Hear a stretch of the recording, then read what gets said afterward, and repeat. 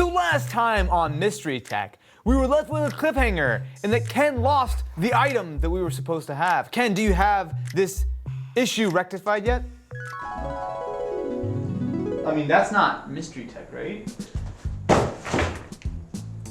It's fragile. Is this our camcorder? This is the camcorder we sold on eBay that came back returned. Oh, that's not the thing. Whoops. I'm getting flashbacks. What am I supposed to do with the speaker? And why do I have the wonderful album Worlds by Porter Robinson? I know how to speak. Oh, look! The correct item that we were supposed to take a look at last time. Enjoy this gem from the 80s. It is a rare piece of music culture. Did you put this in the box? No, that was actually the seller from eBay. I was not expecting that at all. I think I know what this is. Is this that weird vertical Sony turntable? It is. I've never seen one of these before in person. Well, now you have. How much was this? $800. So, do you remember when you failed not one, but two? Oh, he's gone.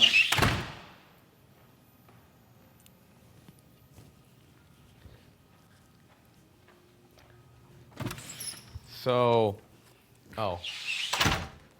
I just left for dramatic effect. Why are you unboxing? That's my job. Because you left. Go over there. Hey, you Go left. there. No, you left. You left. And now I get to unbox this thing that I Sweet, I get to be behind the camera. I'm gonna look at this camera so Josh has to use it. It should be at 80 at all times. You should actually look at the item. No, I like looking at you, looking very pensive as you're like contemplating. Hold on. your Why do we life. the unemployment's up to $600 a week? Yo, that's more than Austin pays me. That's That's $550 more than I get a week. I know, right? So the cool thing about this record player is that you can actually stand it vertically, and when you pop this out, your record goes in here. So you can actually try to demonstrate that right now. And I believe all you have to do, I mean, short of plugging it in, obviously, is like you just pop it in and a disc hold. There we go. I assume now, once we plug it in and press play, we should be good to go. And we also have to plug it into the speaker, obviously, because this doesn't have But any. you don't want to wake up sentient Simba.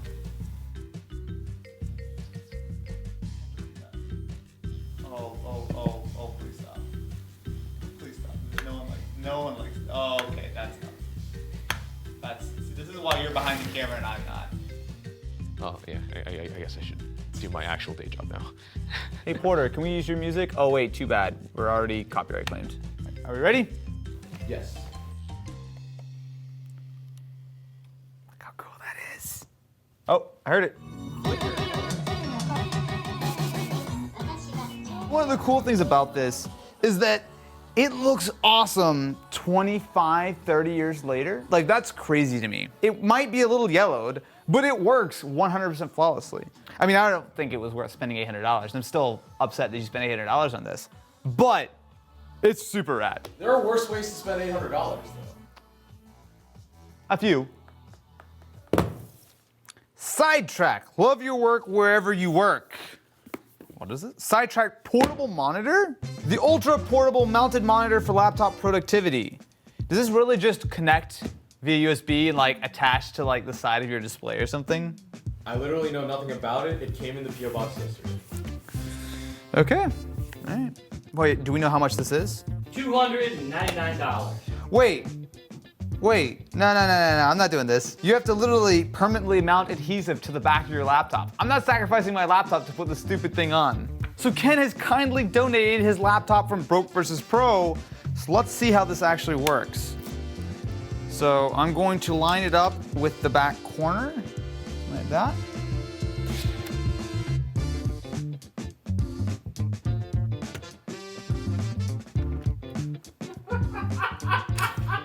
That's in? Are you sure it's in? Okay.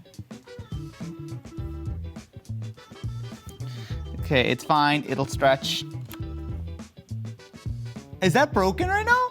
Is that the way the USB-C port's supposed to look? Ooh.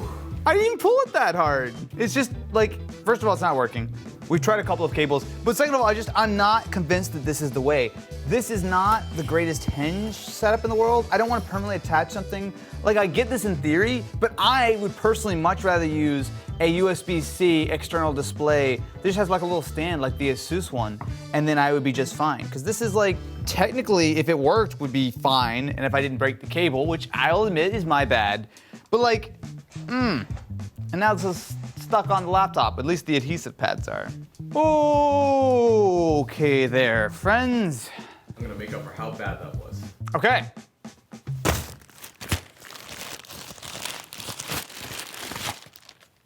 Chewy. What's this? Oh, the Chewy mini book with an 8-inch screen? Oh, look, something I actually like. How much was the Chewy mini book? Paid around $400 for it. Correction, $550. $550? Yes. Great, love it. So inside we have not only Windows and an 8-inch 1920 by 1200 IPS display, but we also have an Amber Lake 8100Y processor, which is an i3 or M3. I'm very curious, because this is a very, very small little laptop. It could be cool. I'm not sure about that though. Oh, that's it. That's the little laptop. I mean, that's actually kind of cool. You know, it's surprisingly dense. For something that's this small, this actually feels like it weighs almost as much as like a really small laptop. Okay, so I initially have some reservations. This keyboard is wacky as shit, would be my official way I would describe this. So we have fairly large keys, but a very bizarre layout. So the P and the delete key are shared. We have a bunch of these little mini keys that are all squished in beside the shift. So the little touchpad is interesting because it's not bad, but you can't make large movements with it. Like, you kind of have to really sort of swipe with it. Although it is a touchscreen. And realistically, I feel like I would use the touchscreen more than that. But I guess it's nice to have both. You know what? I could probably get used to this. I don't think I would ever be particularly fast, but it's not garbage town. So while the keyboard's actually not that bad, I found a problem. The E key is just sticky. Like, literally, it's down right now. In fact, actually, it's... Wait, how do I get back up? Oh, we're at 100% CPU. Oh, it's actually boosting to 2.5. Do you hear how loud that is? I mean, it's kicking some air. There's a market for a computer like this, right? If you want something tiny that, of course, is running full Windows 10 and with specs that are reasonable, right? I mean, you've got some decent USB-A ports, you've got USB-C, you've got micro HDMI. I mean, there's something to be said for the Chewy MiniBook. However, I'm not entirely sure that this is for me, and especially considering that this specific model has the E key, which is sticky and pretty much makes the keyboard almost unusable. That's a bit of a problem. It's cool though. I just don't really know who needs this, right? Ken does. You need this. You need the Chewy MiniBook. Yes. What do you need the Chewy MiniBook for? Are you just trying to like put your laptop in your back pocket like Eminem? No. I think it would make a very good music jukebox with a proper DAC. Okay.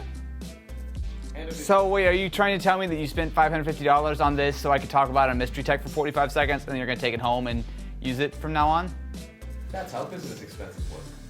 Yeah, have you not been a part of Mystery Tech ever? I kind of feel bad that we've been spending a lot of money for this episode. I don't believe you, but okay. So we're gonna even it out a little bit. Okay. Cell phone jail. Lock your phones, reconnect with the real world. Why? I gotta build this thing. Thanks, Matt. You ever see Idiocracy? No. With Luke Cage? No. It's like, so he's just like why are you in jail, stupid? Get out, stupid. Austin, you'll never get your Z-Fit back. I have the keys. You'll never be able to get that back.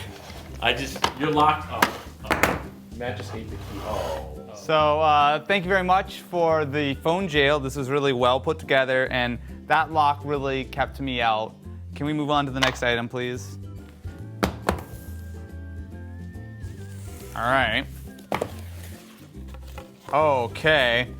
That looks complicated. Is this a little Tesla coil? It is. Ooh, okay. Supposedly, it will play music.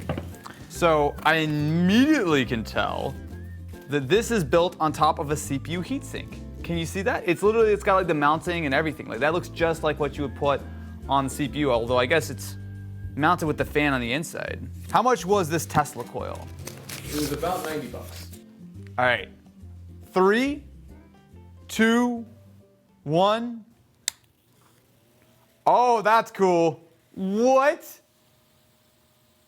Yo, it's literally like shooting sparks out. We need to get like some slow motion on this. So essentially what this is doing is it's using the Tesla coil, the magnetic field, to not only spin, but also you can see that there are these sparks that are coming out the ends.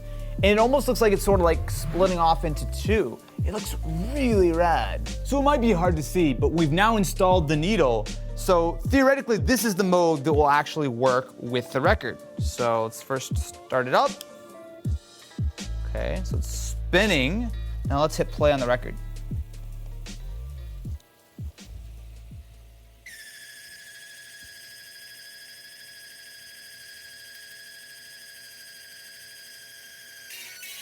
Whoa!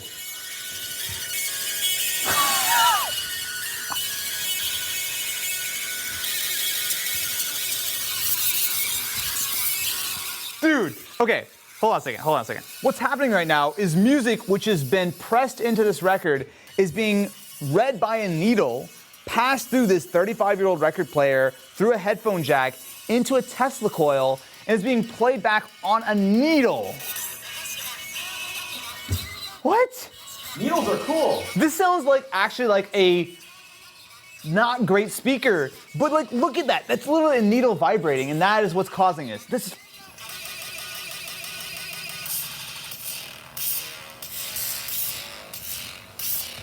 How is there bass? okay, you know what?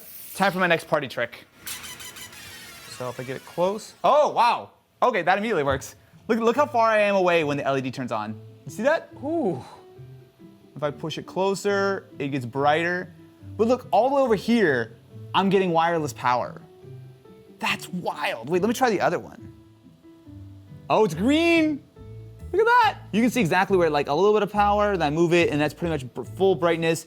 And I can move it pretty close and it just gets brighter and brighter. Ooh, it even hisses. Probably shouldn't get it that close. Let there be light. Ah, much better. An Xbox One X that we already own. Okay, I'm assuming there's something that goes with this. The GameSir aim switch, one combo for all controllers. All right, that is a thing. Wow, that's much larger than I thought it was going to be. Ooh. I don't know if I like the feel. What kind of keys are these? TTC mechanical switch. I have no idea what that. Oh, mechanical red. They feel kind of like not very good. They're like kind of squishy red switches. How much was the GameSir? This was a PO box item, Okay. so it could be $10. It could be $150. I'm gonna guess it was $150. Okay, got it. Plug the receiver into the USB port of the Xbox. All right, so I need a display and I need to get the Xbox up and running. Well, we have something for you there too. Okay.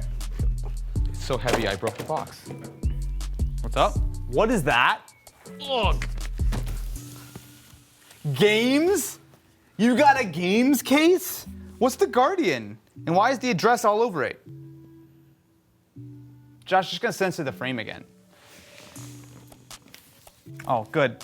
It's not the office address, it's just your home address, so we can leak that, that's fine.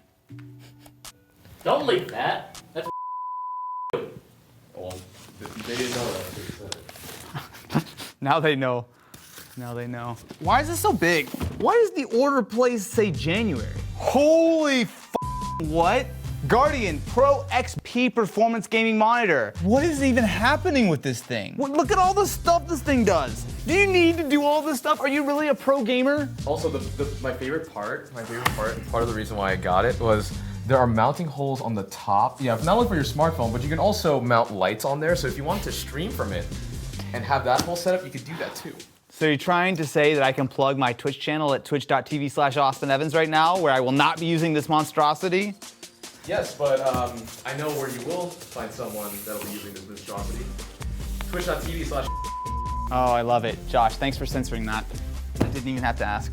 How much was the game's Guardian? $750. You're trying to tell me? Are you trying to tell me you spent $800 on a stupid record player, $750 on a giant off gaming thing, $500 on a laptop that doesn't work? You see the pile of stuff down here? Look at all the things you got from Mystery Tech. What's cool? The $90 little like Tesla coil. This is the most expensive Mystery Tech of all time. This is ridiculous. Oh! Ugh.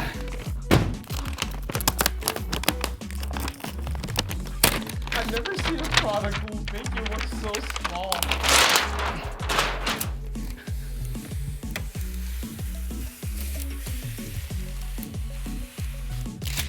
Oh, You missed the spot. you missed. Oh. Whoa! Wow, that's all screen. Oh, wow, this is really nicely made, I will say. But for $700, it better be. If you want to be a pro gamer, you don't listen to Kimbolito. You buy what Kimbolito buys. You're like the real spokesman for the channel. Because like everything you buy, all the kids are gonna want to buy because you spend all the money. It's like, Mom, Ken used that on Broke vs. Pro. Can I have one? No, little Timmy. No, you can't. So, after a little bit of troubleshooting, we actually have not only the games case working, but our GameSir. So first of all, with the games case. So this is taking advantage of a 1440p display, and as you can see, it looks actually pretty good, I'll say. I mean, it just might not be the brightest thing in the world, but honestly, I would be super happy playing with it. And what's nice is compared to most portable cases, the screen is massive. Now, with the rest of it, it's kind of interesting. So the idea is that you can cable manage this up. So we have channels here and here. So the ports from the Xbox are going into the game case itself, and then we have more USBs and headphone up front. So essentially what you have to do with the GameSir is this part is wireless, right? So you have your keyboard as well as your mouse. So this all runs on a battery. It wirelessly connects to this little puck. And this puck combines the signal from the GameSir as well as from a legitimate Xbox controller, pass it via USB. It took a while to get this thing actually properly working, but once you're in a game, you actually do have decent controls. Red Dead's not the greatest example because it's got a little bit of that like sort of acceleration.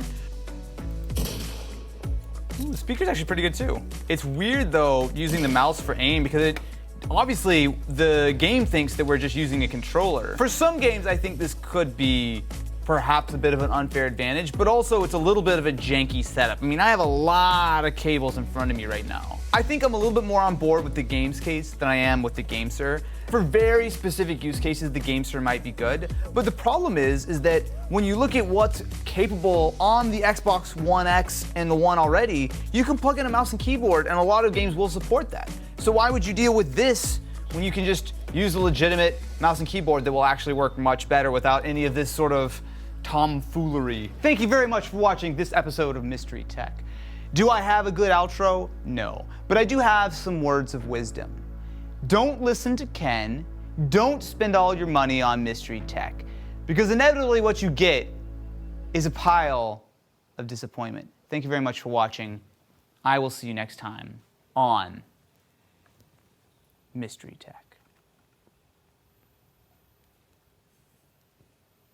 Am I too close right now? That stayed actually pretty in focus, not gonna lie.